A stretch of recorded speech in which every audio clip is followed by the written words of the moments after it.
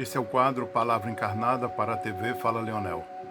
A palavra de hoje é depressão. Depressão quer dizer afundamento. Como nessa imagem que eu produzi, olha. Esse peso preto, ele cai sobre nós todos os dias. Uma situação de medo, uma perda, um luto, um desemprego, o fim de um relacionamento, o diagnóstico de uma doença grave. Numa condição de resiliência, um organismo equilibrado se restaura desse peso. Numa condição de depressão, não. Por isso que há uma associação com melancolia na depressão e uma associação com essa proximidade da morte. Entre a vida e a morte tem vários estágios. Nós estamos perante a morte todos os dias, todas as situações. A vitalidade é a postergação desse encontro com a morte. No caso da depressão, é uma doença de baixa vitalidade. Por isso que a sensação de morte e até o suicídio é tão presente. Não que toda depressão leve ao suicídio. Muito pelo contrário, algo em torno de 12%, 13% somente. Mas o estado de melancolia, o estado de uma tristeza profunda é tão grande, e uma apatia, e um desinteresse, e uma ausência de prazer, e um tédio, que a morte parece tão iminente nos casos de depressão grave. Então, nesse vídeo de hoje, eu não vou fazer uma abordagem biomédica, porque já tem muita pesquisa, já tem muito conhecimento consolidado nessa área. Não é também uma abordagem bipessoal, uma questão de relação eu e o outro. Mas eu quero trazer uma abordagem a partir da gestalterapia, do paradigma de campo, e desenvolver um raciocínio de que a depressão, assim como todos os outros transtornos mentais, é um desequilíbrio no campo, organismo e meio. O campo é isso. Então, a doença, a depressão é um transtorno mental, mas a partir de certo ponto começou-se a chamar de doença, e faz todo sentido. Porque é uma condição tão complexa e que afeta o aspecto psicológico, o aspecto cognitivo, o aspecto biológico, físico.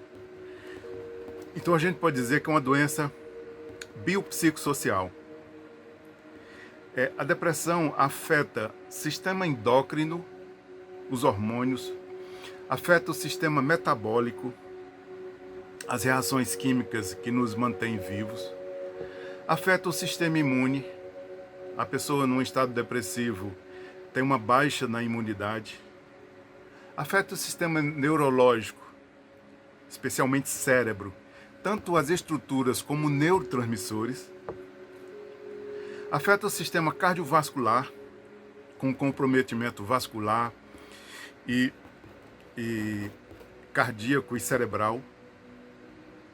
Afeta o sistema social do indivíduo. A relação com o trabalho fica impossível ou quase impossível. A relação social, o encontro com os outros, fica muito difícil. Por isso é um estado muito solitário. E, obviamente, o sistema psicológico, o sistema dos afetos. Aí aparece como um humor deprimido, uma negatividade e aquela saída, como se diz, uma saída definitiva para um problema temporário, que é o suicídio. Que apesar de eu ter dito 12 a 13%, mas isso é considerável, né, dentro desse campo estatístico da relação depressão e suicídio. Então, esses estados são conhecidos desde a antiguidade, chamava de melancolia. Na virada do século XVIII para XIX, aquele psiquiatra francês, Philippe Pinel, continua chamando de melancolia e estudando esses aspectos da melancolia. Freud, no começo do século XX, fala de melancolia, chama de melancolia. Então, é ao longo do século XX que vai se trocando esse nome melancolia por depressão, por ter esse aspecto do que eu falei inicialmente, do afundamento, da queda, esse aspecto simbólico do decaimento. Mais recentemente, já consolidado com pesquisa mundialmente, se reconhece a depressão como uma doença inflamatória sistêmica. Então, como eu falei, todos aqueles sistemas envolvidos, sistema endócrino, sistema imune, metabólico, cardiovascular, há um comprometimento, há um processo de formação de inflamação sistêmica, especialmente em relação aos intestinos. Então, isso é consolidado. Eu quero tratar de outros aspectos diferentes desse aspecto biomédico. Quero tratar sobre dois aspectos. A depressão como uma doença contra a vitalidade, em que há baixa criatividade existencial, o entorpecimento, a imagem que os pacientes relatam é de estar num buraco negro, em que todas as energias são sugadas. Então, baixa vitalidade, uma ausência de paixão, se a gente associa paixão a ímpeto, a vitalidade, a vida. A gestalterapia fala de retroflexão. É um conceito da gestalterapia que significa eu faço comigo o que eu deveria fazer com o mundo, com os outros, com o ambiente. Por isso que a depressão hoje em dia está sendo chamada de doença autoimune. É uma espécie de autoagressão. E ainda nesse aspecto inicial, primeiro e diferente, eu quero falar do conceito de depressividade, que aí é diferente, depressão de depressividade, que é a relação do universal e do singular. Se a gente fala depressão aqui na China, nos Estados Unidos, hoje, década passada, todo mundo sabe o que é depressão. Então, tem um aspecto universal. E o aspecto singular? Cada um tem sua experiência. Isso chama-se depressividade. Essa experiência é única e é aquele modo de ser de cada um e de viver aquela experiência. Então, os profissionais de saúde, nós da psicologia, os colegas da psiquiatria, precisam considerar isso. Um aspecto universal, geral, e uma experiência particular. Aquela experiência de depressividade é daquele indivíduo único e pessoal. Esse é um aspecto importante. O outro aspecto que eu quero chamar a atenção, e aí eu vou pedir ajuda de um psiquiatra chamado Viktor Frankl. Viktor Frankl era um judeu e médico psiquiatra, por isso ele ficou preso num campo de concentração durante o Holocausto, entre 1942 e 1945, só foi libertado no fim da Segunda Guerra Mundial. E a partir daí ele criou uma abordagem chamada logoterapia e um instituto de acolhimento de pessoas com transtornos mentais, especialmente sequelados de guerra.